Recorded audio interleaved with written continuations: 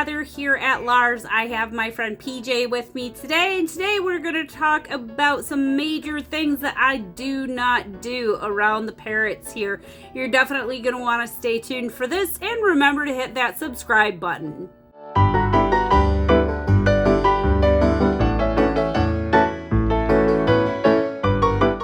I have my friend PJ with me today, and we are going to be talking about the sorts of things that I don't do around birds. And we'll see, PJ seems to be interjecting quite a bit, so let's just see if we can get through this.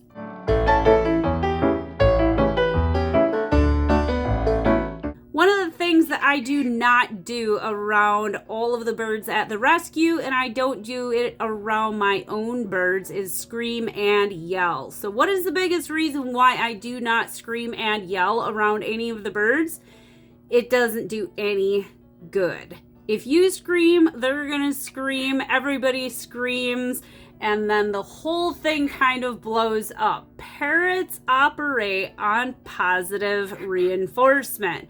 So if you're screaming, if they're screaming, and if you're both screaming, then everybody's just going to keep screaming. It's a way of reinforcing that kind of behavior with birds. Definitely do not do it.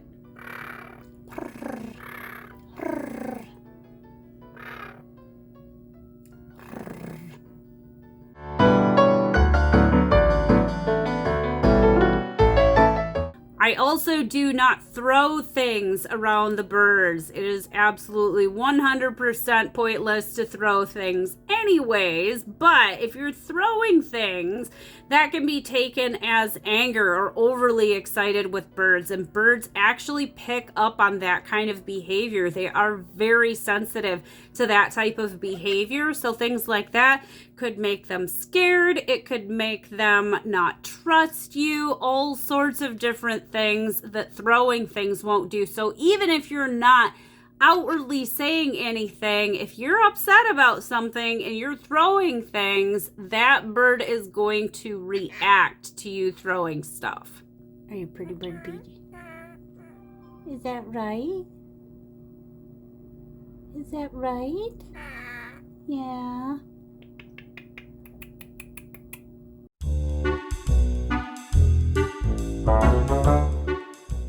I do not cook food in the oven or on the stove when birds are around. I do not want anything to happen to any of the birds. Now, we don't clip the feathers of the birds that we have here at the rescue. I don't clip the feathers of any of my birds.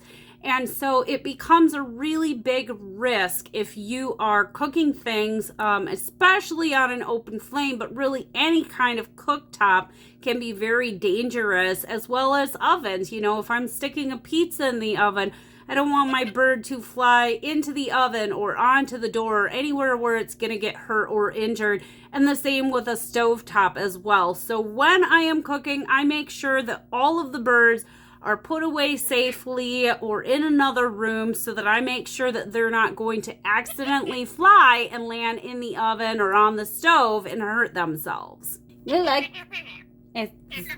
Yeah? Babe? Whisper. Can we whisper? Is that what you said? You did. You did.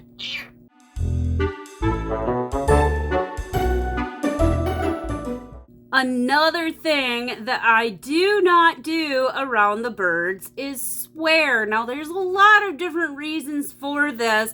The primary reason for us in the rescue is because we have a lot of educational birds.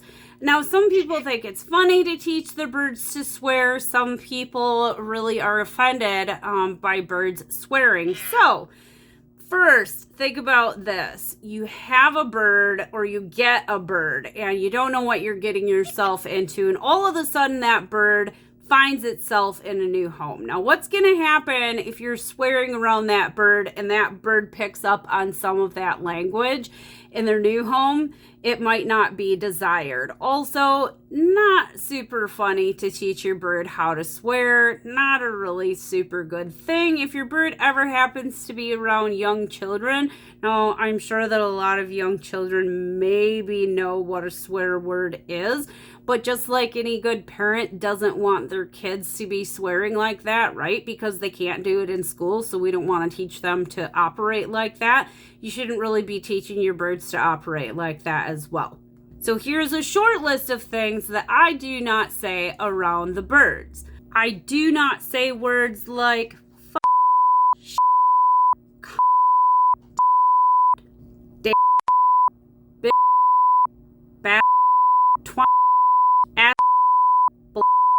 Now, for those of you who might think that I just rambled off a list of words that I don't say around birds with a bird sitting on my shoulder, let's take another listen to that. I do not say words like fudge, shiner, Cummings, disturbed, damsel, bishop, basset, twine, asphalt, balloon.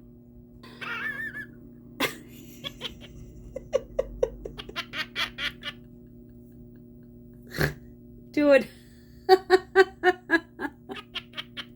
you're such a little fart.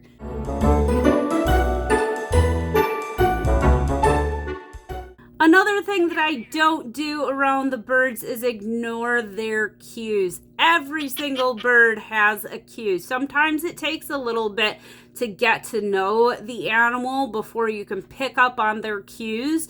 Macaws tend to raise the feathers on the back of their neck. A lot of birds tend to raise the feathers on the back of their neck when they're upset, when they don't want to spend time with you, when they feel like they're being forced into something, when they just are not feeling it. So like if you want to go and pick up your bird and they raise up the feathers on the back of their head, typically that's a cue that means I don't want to do this right now. So it's very important that you're not ignoring cues like that. Also, a lot of birds, and especially a lot of the macaws, and I don't know if it's because their tail feathers are so long, they do not like to be touched anywhere else on their body. They especially do not like their tails being touched. So I don't ignore the cues, and I listen to the birds, and I make sure to pay attention to what they want so that I can form a better relationship with them. Okay, ready?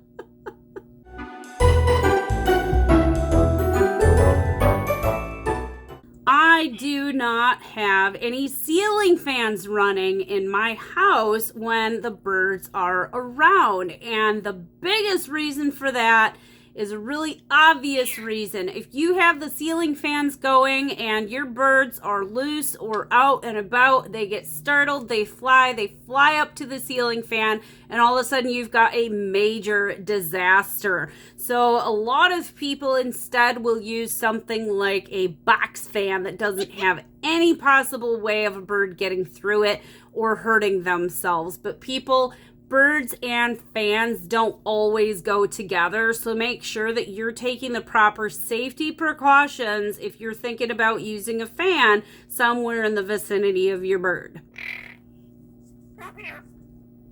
What? Yeah?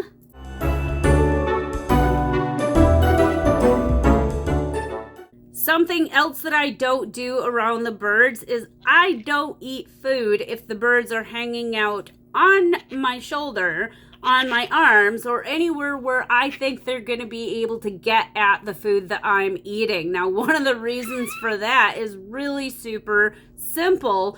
A lot of people's food contains a lot of things that are not good for birds. Our foods are enhanced with all kinds of salt and sugar and dyes and things that are just not good for your bird. A lot of people also think, ooh, my bird likes pizza, or oh, my bird likes my mac and cheese. Well, I've got bad news for you. Macaroni and cheese and pizza have one thing in common with a lot of other foods: contains cheese.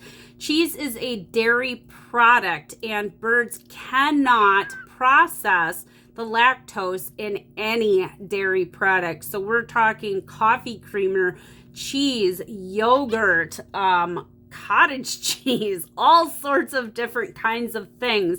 And I know here in Wisconsin, we live in the dairy state, but please, please do not share that with your bird. Lactose tends to have a cumulative effect, and it will build up in a bird's crop and in a bird's system, and it can lead to a really, really sick bird, and sometimes in really, really bad cases, it can lead to death. All right, guys, thank you so much for watching this week's video. If you ever have any questions about anything that is safe or unsafe for your birds, definitely feel free to reach out either via Facebook or via email. And I hope you guys have a really awesome rest of your day.